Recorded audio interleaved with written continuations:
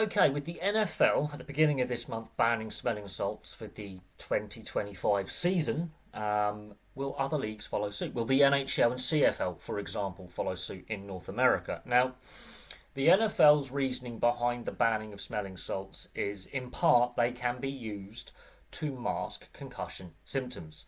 The NFL is the league most impacted by the CTE lawsuit, or CTE lawsuit, should I say, and the ongoing litigation. Now, they have settled a lot of cases. They have put aside a fund. They are paying out to ex-players and ex-players' families in regards to the CTE lawsuit.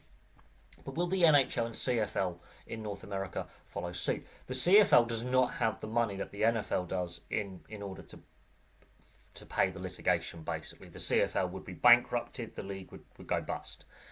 The CFL does not have the money behind it that the NFL does. The Canadian Football League is just as brutal as the NFL. It's still American football with some rule variations, but the hits are just as brutal. The collisions are just as impactful.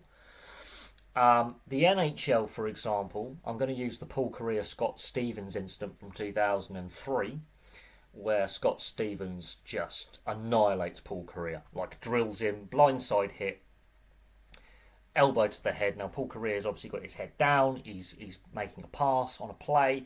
Scott Stevens blindsides him. But back in 2003, that was a legal hit. What is interesting is Paul Kariya is knocked out on the ice for a lengthy spell. He's unconscious. He stops breathing for about 3 or 4 seconds. Eventually, he comes to. He's taken off the ice. He goes back to the dressing room. A few minutes later, he's back on the bench, finishes the game, scores the game-winning goal. Famously stated he doesn't remember anything. Scott Stevens, in interviews, thought he had actually killed Paul Kariya for that initial 4 or 5 seconds until he started breathing again. Now, Scott Stevens admits that the hits he dished out in the 90s and the 2000s, they were legal hits then, they are not legal hits now. He would have been suspended. There has been a shift in the culture in a lot of contact team sports and a lot of leagues around the world in regards to head contact, head high contact, dangerous contact, and not just head hits but dangerous contact in general. So player welfare, the shift has happened. These are still brutal sports, these are still brutal leagues with brutal contact. You are not going to get head contact out of all these leagues. It's not going to happen. You are going to have accidental head clashes. We've seen that in the Women's Rugby World Cup, for example, so far in the opening weekend, in the games that have been played so far. There have been accidental head clashes. Players have been sent from the field because of poor tackle technique, where they have contacted the opposition player's head. But at the same time, the NHL has improved its concussion protocols. It has improved concussion spotting. It's also heavily impacted by the CTE lawsuit. Now, there have been some reports over this month, since the NFL announced its ban on smelling salts, that the NHL at some point in the coming years is considering it.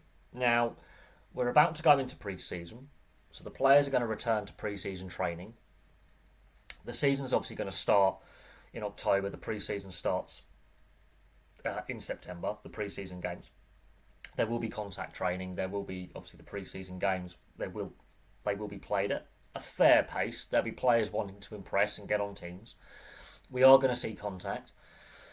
And it's a little bit late in the day for the NHL now, but will they consider it for the 2026-2027 season, coming in and saying, we're going to ban smelling salts? Because the NFL has now led the way. They've made a big statement on it. It will be I would find it very odd if the NHL and the CFL in Canada, for that matter, not to follow suit. Considering that CFL players also do play in the NFL. We've seen players play in both leagues. If one league has a smelling salts ban, but the other league doesn't, it doesn't make a lot of sense there for me. We shall see what happens, but I think the NHL is strongly considering it. I think the CFL will follow the NFL's lead, for the simple fact that there are CFL players who could be offered contracts in the NFL, and vice versa. There'll be NFL players who go and play in the CFL. And you can't have basically the same sport with rule variations. Have one league have one set of rules and another league have another set of rules. the CFL cannot afford the CTE lawsuit that the NFL can. The NHL can definitely afford to pay out. It can afford the CTE litigation with the money that the NHL is now making. I think it would be a positive step in the right direction in regards to improving player welfare in a very brutal contact sport. But we shall see. Will with other sports leagues around the world, including rugby league, rugby union, other ice hockey leagues, association football, you name it, with other sports around the world where there is contact, will they also consider following suit, following the NFL? It's very rare that the NFL leads the way in anything, but there we go.